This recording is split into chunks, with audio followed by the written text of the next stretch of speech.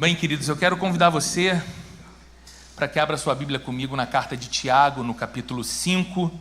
Hoje nós vamos ler os versículos 14 e 15 desse capítulo. Nós estamos há 6 meses numa série de mensagens aqui na nossa igreja, baseada na carta de Tiago. Nós temos chamado essa série de O Guia Prático para uma Fé Real. Isso porque nós encontramos na Bíblia como um todo, mas especialmente nessa carta de Tiago, particularmente, esse golpe que elimina qualquer pretenso discurso que vai dizer que a Bíblia pode ser um livro da religião, interessante, histórico, mas pouco prático. A Bíblia é extremamente prática. Quando nos aproximamos do texto bíblico, nós nos deparamos com diretrizes práticas, conselhos práticos, coisas que nós podemos de fato olhar para o dia seguinte, segunda-feira, e dizer, bom, isso aqui deve ser aplicado à minha vida, ou isso aqui pode ser aplicado à minha vida dessa forma ou daquela forma. E nós estamos então há 6 meses caminhando progressivamente e degustando de cada palavra que Tiago tem nessa carta belíssima. E estamos no último capítulo, nos últimos versículos, em que Tiago se dedica ao tema da oração, e hoje nós vamos continuar falando desse tema, agora através da leitura dos versículos 14 e 15 desse capítulo 5. Todas as mensagens anteriores, desde o início da série, estão disponíveis tanto em vídeo no YouTube, como em áudio nas plataformas de streaming aí, como Google Podcast, Apple Music, Deezer, Spotify. Então, em tempos de séries que a gente gosta de maratonar ou podcasts que a gente gosta de ficar acompanhando e ouvindo, é uma oportunidade que você tem de maratonar um pouquinho aqui sobre Tiago, se esse for o seu desejo. Vamos ler então o que diz Tiago, capítulo 5, versículos 14 e 15. Entre vocês há alguém que está doente? Que ele mande chamar os presbíteros da igreja para que estes orem sobre ele e o unjam com óleo, em nome do Senhor. A oração feita com fé curará o doente, o Senhor o levantará, e se houver cometido pecados, ele será perdoado. Vamos ler mais uma vez? Entre vocês há alguém que está doente? Que ele mande chamar os presbíteros da igreja para que estes orem sobre ele e o unjam com óleo em nome do Senhor. A oração feita com fé curará o doente, o Senhor o levantará, e se houver cometido pecados, ele será perdoado. Vamos orar mais uma vez. Senhor, mais um domingo estamos com o nosso coração aberto diante da Tua Palavra. Apesar do texto ter sido estudado, refletido, um sermão ter sido preparado, nós precisamos da assistência do Teu Espírito Santo para, de fato, recebermos do Senhor aquilo que o Senhor tem para nos oferecer.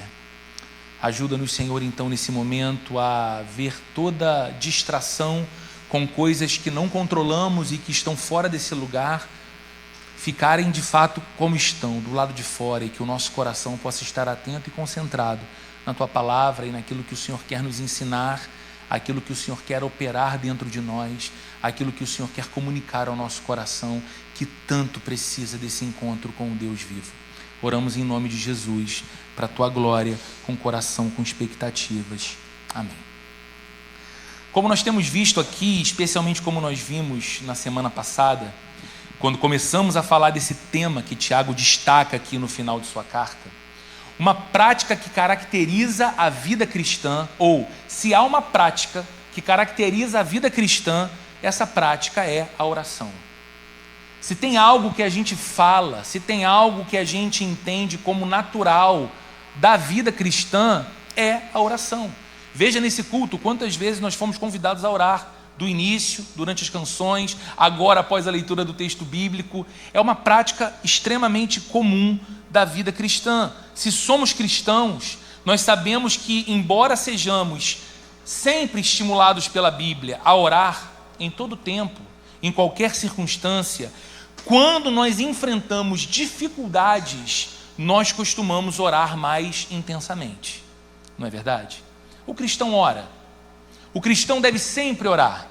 Mas quando o calo aperta, quando a dificuldade é mais aparente, quando os dias que atravessamos têm nos desafiado muito, a tendência do nosso coração é ter essa consciência de oração ainda mais aguçada, a necessidade dela. Eu preciso de Deus, eu preciso da intervenção de Deus, eu preciso de um milagre de Deus. E de modo ainda mais especial, quando essas dificuldades estão ligadas à saúde de alguém que nós amamos, ou quando essas dificuldades estão ligadas à nossa própria saúde, o nosso clamor se torna ainda mais intenso.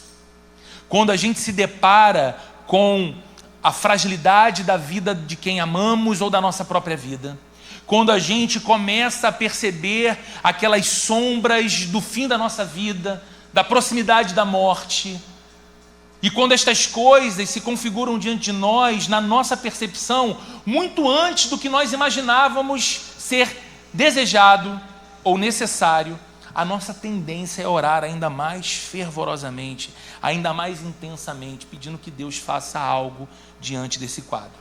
E é sobre essa relação entre oração e enfermidade que Tiago fala nesses versículos que nós lemos aqui nessa manhã. É justamente a união dessas duas coisas, ou dessas duas realidades. A nossa percepção quando a doença chega na vida da gente ou na vida de alguém que amamos, e a necessidade da oração. Como nós já falamos aqui durante essa série, Tiago não é um pastor triunfalista, como infelizmente nós temos muitos em nossos dias. Não, ele não é um pastor triunfalista. Ele é um pastor extremamente realista. Ele sabe que até o retorno de Jesus, um dos temas principais da sua carta, inclusive, ele fala muito da esperança cristã baseada na expectativa do encontro com o Senhor, do dia de Cristo, da chegada do estabelecimento definitivo do reino de Deus entre os homens. Mas ele sabe que até esse dia chegar, nós passaremos pelos altos e baixos da vida. Nós vamos enfrentar aqueles instantes alegres e aqueles períodos tristes e desafiadores da vida de todo ser humano. E quem aqui é adulto sabe que a vida oscila exatamente assim. Mas Tiago não é apenas um pastor realista. Tiago é também um pastor sensível. Porque ele não está alheio nem indiferente às situações de sofrimento vividas pelos cristãos que ele tanto amava e para quem ele escreve. E é por isso que ele fala em sua carta das múltiplas situações de sofrimento que nós podemos passar. Ele fala de perseguição, ele fala de injustiça, ele fala de sofrer o dano da ofensa, ele fala de escassez de recursos, ele fala de vários tipos de dor que podem atravessar a nossa vida, e é claro, ele também fala sobre enfermidade. Então, nesse trecho de sua carta, ele orienta os cristãos a uma prática de oração específica. Os cristãos devem orar sempre, os cristãos devem orar em toda circunstância, mas quando os cristãos se deparam com a realidade da enfermidade, o que Tiago está nos ensinando de modo claro nesse texto que lemos, é que o cristão deve orar por cura. E esse é o tema da nossa mensagem de hoje. Semana passada nós refletimos sobre oração e louvor. Hoje o nosso tema é oração e cura. Olha como Tiago começa esse trecho, verso 14. Entre vocês há alguém que está doente, que ele mande chamar os presbíteros da igreja, para que estes orem sobre ele e o unjam com óleo em nome do Senhor. Olha que interessante. Ao contrário de alguns pregadores triunfalistas, que em seus programas de TV ou em suas plataformas nas redes sociais ensinam o contrário, Tiago está dizendo aqui que o cristão pode sim adoecer. Porque ele escreve para uma igreja, ele escreve para uma comunidade de crentes, e ele está dizendo: entre vocês há alguém doente? Então ele não toma como algo contraditório ou não comunicado com a fé cristã o fato de alguém atravessar uma dificuldade na área da saúde. E qual é a prescrição bíblica então para essa situação?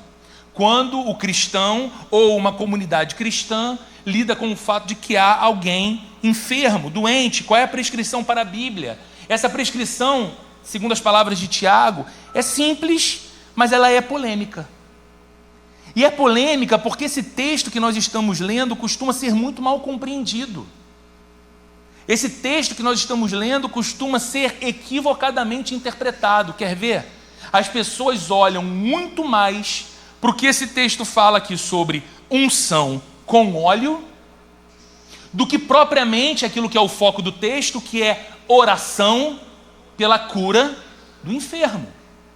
E essa confusão ou essa interpretação equivocada acaba trazendo um entendimento muito dúbio desse tema que aparentemente deveria ser lidado por nós de modo simples. De maneira direta, Tiago está aqui dizendo que o enfermo deve chamar os presbíteros da igreja para que orem por ele e o unjam com óleo em nome do Senhor. Mas a gente precisa então aqui observar a ordem das ações. Vamos juntos? O que vem primeiro? Oração ou unção com óleo? Oração.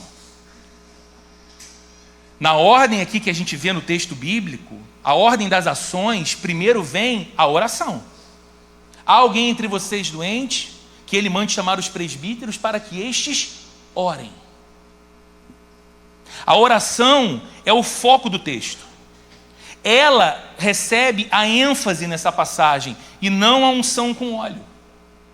Nós podemos dizer então que a unção com óleo aqui é um tipo de personagem coadjuvante. Ela aparece para reforçar a oração. A ênfase está na oração pela cura do enfermo e não no modo do uso de um óleo. Uma outra observação importante à luz desse texto: orar com óleo não é um mandamento bíblico. Tiago não está dizendo que deve ser sempre assim a oração feita pelos enfermos. Queridos, por que é importante falar isso?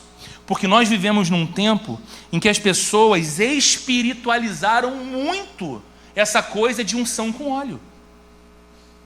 E as pessoas então ungem com óleo o enfermo, ungem com óleo a chave do carro novo, ungem com óleo o escritório novo da empresa, ungem com óleo a testa do filho no domingo à noite, porque na segunda-feira tem prova de matemática. Tudo vira motivo para fazer unção com óleo.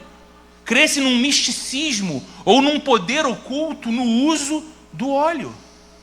Mas olhe para a Bíblia. Jesus, por exemplo, não usou óleo nenhuma vez para realizar seus milagres. Teve uma vez que ele usou saliva, mas óleo ele não usou. Os apóstolos nunca o fizeram também. E nem deixaram prescrição para que os discípulos de Jesus assim o fizessem. Logo, não se trata de um mandamento que deve ser aplicado em toda situação. Pode ser assim, mas não necessariamente deve ser assim toda vez. É errado, é proibido que se ore por alguém que está enfermo e faça ali, naquele momento da oração, uma unção com óleo sobre a vida daquela pessoa. Não, mas não é um mandamento. Não é imperioso que seja assim. Pode ser assim, não precisa ser sempre assim. Mas qual seria então o significado dessa unção com óleo que aparece no texto? E é bom a gente entender isso, para entender então claramente o que é a oração que Tiago fala aqui. Tiago não nos explica em detalhes o significado da unção com óleo aqui. Ele não é profundo nos detalhes, de modo que existem posições e entendimentos diferentes para isso. Por exemplo, há quem defenda que se trata de um recurso medicinal comum à época de Tiago. Alguns historiadores do Novo Testamento vão dizer que naqueles dias do século I, era comum que pessoas enfermas fossem medicadas também com o uso de um óleo. E aí alguns vão dizer então que tratava-se aqui, nesse caso, de medicina, de um tratamento complementar à oração, um recurso medicinal. Outros, como os teólogos católicos, por exemplo, vão dizer que essa unção é sagrada, que ela tem o poder de perdoar todos os pecados daqueles que estão às portas da morte. Você já ouviu falar em extrema unção? Essa é a ideia. Essa pessoa não vai sobreviver. Vai-se até ela, unge a sua vida com óleo, e naquela prática compreende-se que aquilo ali é uma unção sagrada que perdoa todos os pecados e prepara aquela pessoa então para a morte. há ainda uma terceira compreensão que honestamente me parece a mais coerente com o testemunho bíblico como um todo, de que se trata de um simbolismo. Uma vez que no Antigo Testamento o óleo sempre era símbolo do Espírito Santo. Então eu não creio que se trate de um recurso medicinal. Porque quando você olha para o texto, os presbíteros são chamados para orar e não para medicar os doentes. Os presbíteros, líderes da igreja, líderes espirituais daquelas pessoas, são homens de oração. E que naquele momento são chamados à prática da oração, através da fé. E não para clinicar e tratar o doente. Também não se trata da chamada extrema-unção. Porque fica claro para nós que o objetivo de Tiago aqui é promover a cura e não a morte do doente. Assim como as pessoas e os objetos no Antigo Testamento eram separados para o serviço de Deus e consagrados então com óleo, me parece que a ideia do texto é que os presbíteros devem separar os enfermos, consagrando as suas vidas e as suas necessidades a Deus e dar a eles atenção especial. Por isso o óleo aqui é um símbolo. Entre vocês há alguém doente? Que ele mande chamar os presbíteros da igreja para que estes orem por ele. Os presbíteros então o unjam com óleo em nome do Senhor. Uma dedicação daquele enfermo a Deus. Uma atenção especial daquela pessoa que atravessa um instante vulnerável, daquele ou daqueles que lideram espiritualmente a sua vida e oram por ele, oram por ela. Mas seja como for, lembre-se, a unção com óleo não é o foco do texto, a oração é o foco do texto.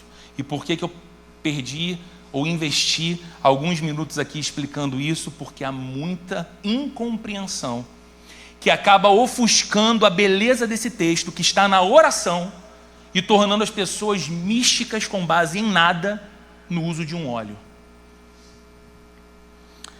E o que acontece quando os presbíteros então vão até os enfermos e oram por eles em nome do Senhor? Tiago responde, né? Olha o verso 15, a primeira parte. A oração da fé curará o doente. O Senhor o levantará. Algumas coisas importantes aqui. Primeiro, veja, não é a oração feita por uma classe especial de pessoas. Não é porque os presbíteros são bons demais. Não é porque o pastor é santo demais. Não é porque aquela pessoa tem um dom especial, singular demais. E quando ela ora, quando ela declara, quando aquelas pessoas impõem as mãos, aí sim a cura acontece. Não, o texto não está dizendo isso. Que não é uma classe distinta de pessoas que opera a cura.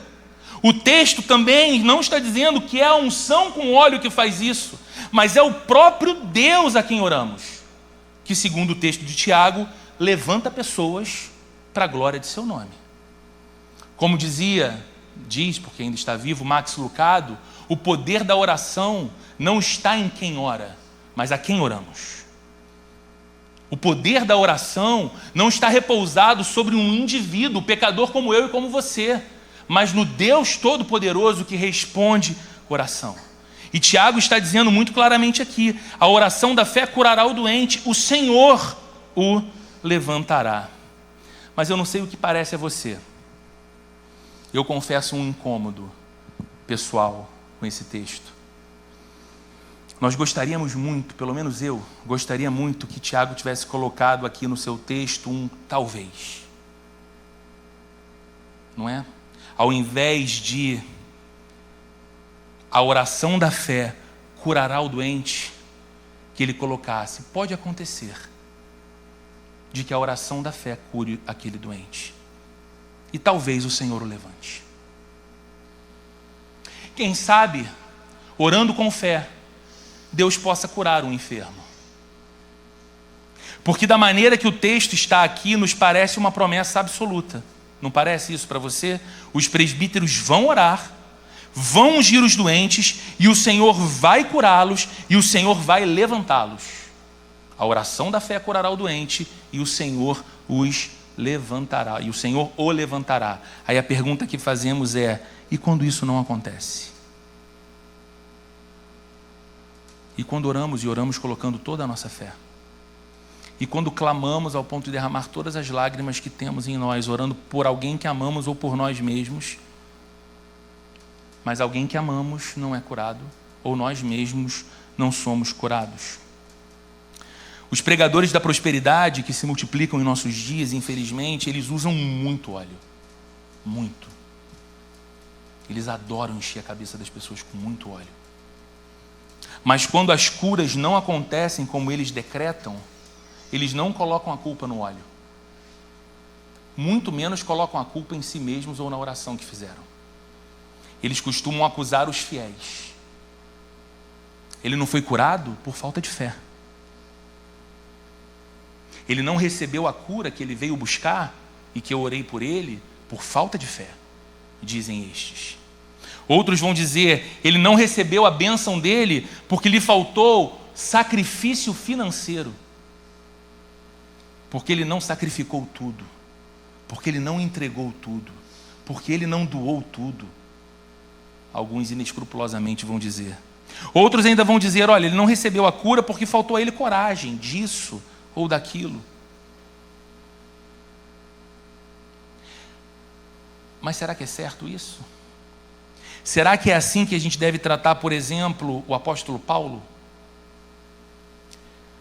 Porque Paulo, o grande apóstolo, também não curou Timóteo, que ele tinha como um filho na fé, um jovem pastor, que tinha uma enfermidade no estômago. Paulo até orienta Timóteo a que ele tome um cálice de vinho todos os dias, porque aquilo poderia fazer bem ao seu estômago. Mas Paulo não vai a Timóteo, ora decretando que ele fique sarado e nunca mais passe por aquela enfermidade. É interessante, Paulo também não curou um outro importante colaborador do seu ministério, chamado Epafrodito. Você que pensa em nome de filho, pode sair um pouco dessa coisa de Noah, né? Enzo, está aí um nome interessante, Epafrodito, diferente. Epafrodito foi uma pessoa muito importante no ministério de Paulo. O texto bíblico, quando Paulo escreve a carta aos Filipenses, diz que Epafrodito adoeceu ao ponto de quase morrer. Quem escreve isso é o próprio Paulo. Mas ele não diz em nenhum momento, então eu orei por ele, ele levantou-se da cama e ficou curado. Pelo contrário, depois que Deus, por misericórdia, poupa a vida de Epafrodito, ele manda aquele homem de volta à sua cidade e escreve na carta aos Filipenses dizendo, eu sei o quanto vocês estavam aflitos pela vida dele. Então eu estou mandando ele de volta para vocês. Paulo também não curou um outro cristão precioso que andava bem próximo dele naqueles dias, outro nome bacana para você anotar, chamado Trófimo. Epafrodito e Trófimo, imagina, gêmeos. Bonito, não é?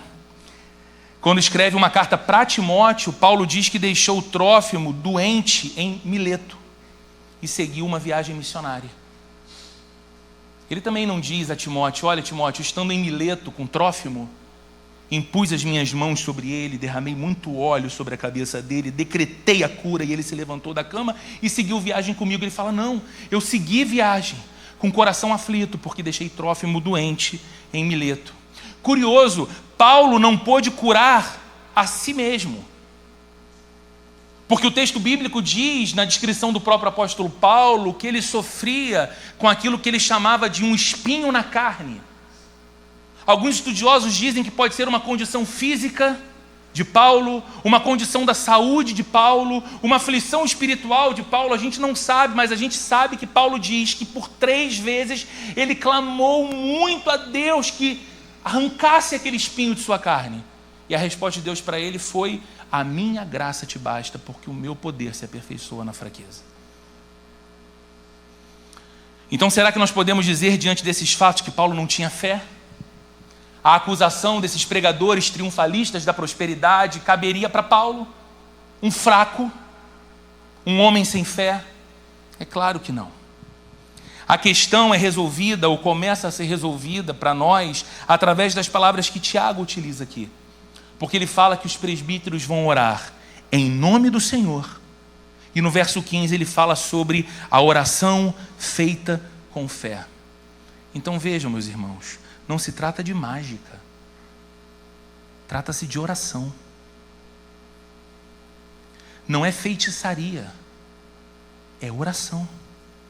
Não estamos falando de manipulação da divindade, estamos falando de submissão do cristão diante da vontade de Deus, por isso ele ora. Através da oração, ninguém coloca Deus contra a parede. Ninguém. Quando usa a expressão em nome do Senhor, Tiago aqui está falando do acesso. Tiago diz: os presbíteros vão orar pelos doentes e o farão em nome do Senhor. Tiago está reforçando o acesso que nós temos a Deus, o privilégio da oração, que por causa de Cristo nós podemos nos aproximar do trono de Deus com fé, que não é vedado a nós o acesso a Deus, que quando sofremos ou alguém que amamos muito sofre, nós podemos orar por nós ou por este, colocando as vidas diante do Senhor, sabendo e confiando que vamos a Deus em oração. Não há intermediários, não há nenhum outro mediador entre Deus e os homens que não seja Jesus Cristo, diz a Bíblia. Eu não preciso recorrer a um santo do passado que viveu mais virtuosamente do que eu e pedir que ele então interceda a Deus por mim, porque isso não tem amparo nenhum bíblico. Eu vou direto a Deus, por isso a oração é feita em nome do Senhor, acesso. Mas orar com fé não significa receber o que eu quero, na hora que eu quero e do jeito que eu quero. E eu sei que muita gente ouve aqui e ali discursos que dizem hoje o contrário disso. Você vai orar com fé, você vai declarar e você vai receber tudo aquilo que você declarou por fé. Isso torna Deus um ser pequeno, manipulável, seu servo, à disposição dos seus caprichos e dos seus desejos, que você e eu podemos julgar bons, mas não sabemos de fato se serão bons ou não. Para nós, orar com fé à luz da Bíblia significa confiar na perfeita vontade de Deus. Orar com fé é saber a quem oramos. Um Deus cheio de glória, todo-poderoso, capaz de realizar até mesmo o inimaginável. Mas orar com fé, sobretudo, a aproximação desse Deus com um coração submisso à sua vontade. Um coração que diz: Senhor, até onde eu vejo, até onde eu consigo alcançar, é isso aqui que eu te peço em oração. Mas eu sei que a tua vontade é boa, perfeita e agradável. Orar com fé é poder dizer para Deus: eu sei que o Senhor tem poder e por isso pode me levantar da cama hoje. Eu sei que o Senhor tem poder e por isso pode levantar do leito de enfermidade essa pessoa que eu tanto amo e por quem eu oro.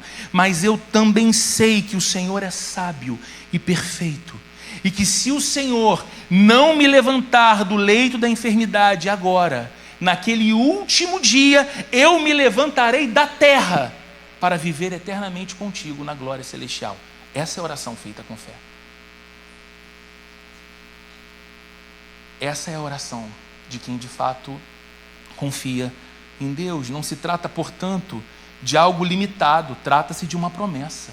O texto está dizendo: Deus levantará o doente, Ele vai nos levantar. Talvez não seja agora, mas certamente Ele o fará no último dia, para a glória do seu nome e para o nosso bem eterno. Eu sei que é difícil numa cultura imediatista como a nossa pensar no texto dessa forma, mas é exatamente assim que a Bíblia trata esse tema e qualquer outro tema que envolve a oração. A submissão do coração à vontade de Deus, sabendo que Deus é sábio para conduzir as nossas vidas e para construir em nós aquilo que Ele deseja construir em nós, seja através do triunfo e da alegria, seja através da tristeza e do luto.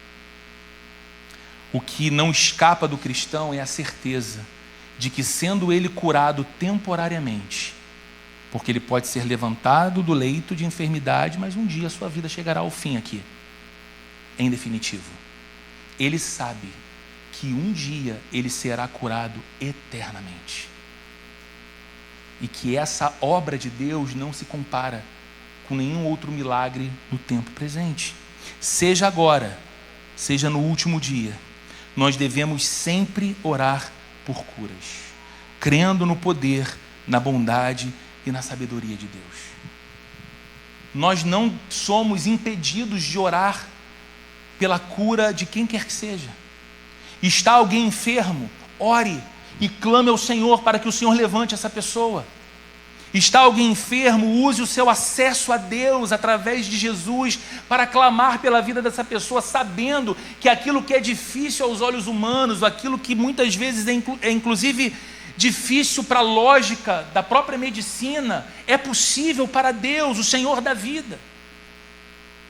Então ore como quem de fato crê que Deus é um Deus vivo e um Deus de milagres. Mas ore sempre com um coração submisso à vontade de Deus. Ore sempre como quem entende que não coloca nas mãos de Deus aquilo que Ele deve fazer, mas clama a Deus aquilo que você deseja que Ele faça, sujeitando a sua vontade à vontade dEle. Mas sendo cristão, crendo sempre que por mais miraculosa que a cura de uma enfermidade nos pareça hoje aqui, aquela pessoa erguida do leito de um hospital e devolvida aos seus familiares, um dia morrerá. Mas a promessa da vida eterna que nós temos em Cristo Jesus é de que naquele último dia, quando Jesus voltar, nós nos levantaremos da terra para viver para sempre com Ele. Essa é a verdadeira cura, pois seja agora, seja no último dia, nós seremos curados pelo Senhor. Então, queridos, o maior milagre não é o da cura de uma grave enfermidade, que pode nos dar mais tempo de vida aqui. Ela nos impressiona, ela fortalece a nossa fé. E repito, nós devemos orar por ela. Cristãos deveriam ser mais confiantes na oração. Porque quando pedimos algo ao Senhor, não estamos pedindo a alguém como nós, limitado como nós. Estamos pedindo ao Deus que sabe que quando o limite das nossas impossibilidades chega, é o início do seu agir soberano e sobrenatural. Nós somos estimulados a desenvolver um coração ousado em fé. A Bíblia fala disso o tempo todo a nós, que nós somos tímidos na fé, que nós devemos ter uma fé mais abrangente, de fato, diariamente. Então esse texto aqui não está nos desencorajando a orar por curas, pelo contrário, esse texto está nos encorajando a crer no poder de Deus para curar todo e qualquer tipo de enfermidade. O que esse texto não nos permite é decretar nada como se fôssemos nós os senhores, como se fôssemos nós o Deus vivo e todo-poderoso que sabe o que deve fazer. O texto nos ensina a nos submeter à vontade do Senhor. Não é o óleo, não é o presbítero que ora, não é a personalidade, é a oração com fé feita em nome do Senhor, que há de levantar o enfermo, quer agora, quer no último dia, quer momentaneamente, até que novamente o processo do tempo, que não volta atrás, de fato o alcance, e ele então desça à sepultura, quer por toda a eternidade, o Senhor curará os seus. O maior milagre é a cura definitiva, quando não haverá mais tristeza, nem dor, nem enfermidade, nem pranto. Assim nós viveremos eternamente com o nosso glorioso Deus. Alguns poucos anos atrás, eu estive no sepultamento do pai de um amigo muito querido para mim, um irmão muito querido, de muitos anos de caminhada na igreja. E o seu pai era pastor, estava a caminho da igreja que ele pastoreava num domingo pela manhã e teve um AVC, foi internado. 2 dias depois ele não resistiu e faleceu. E no sepultamento, esse meu querido amigo deu um pequeno testemunho.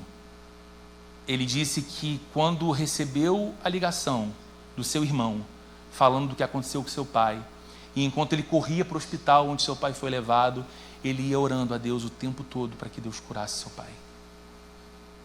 A sua esposa estava grávida do segundo filho, ele queria muito que o pai pudesse segurar o segundo netinho no colo, e ele orou muito a Deus: Deus, por favor, cura meu pai. Deus, meu pai é teu servo.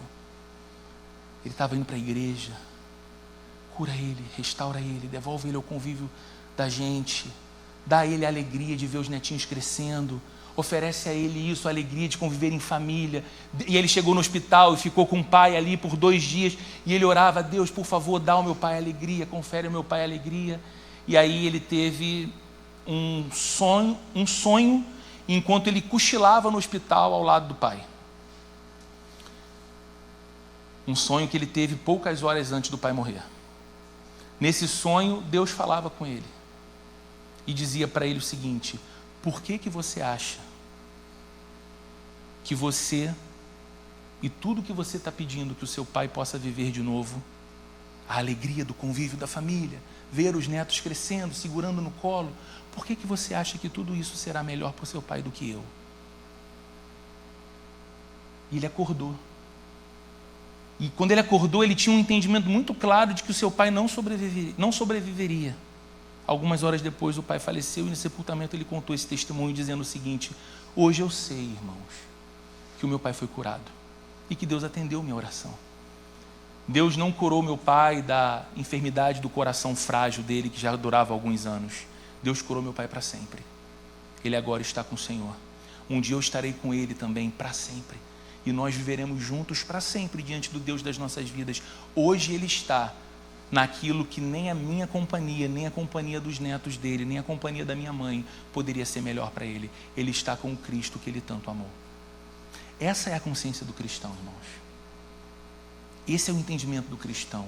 Ele é fervoroso quando ora, sabendo que Deus é poderoso para curar. Mas a esperança dele não se resume a essa vida. Não se resume a esse tempo. Ele confia no Deus a quem ele ama e sabe que, ainda que seja no dia final, às portas da eternidade, ele se levantará e não terá mais enfermidade alguma, dor alguma, lágrima alguma, porque o Senhor o restaurará para todo sempre. Amém? Vamos orar? Senhor, nós te agradecemos por tua palavra nesse domingo outra vez. Te agradecemos porque somos ensinados, e nesse texto temos sido ensinados, a pensar na oração como de fato a tua palavra diz que ela é.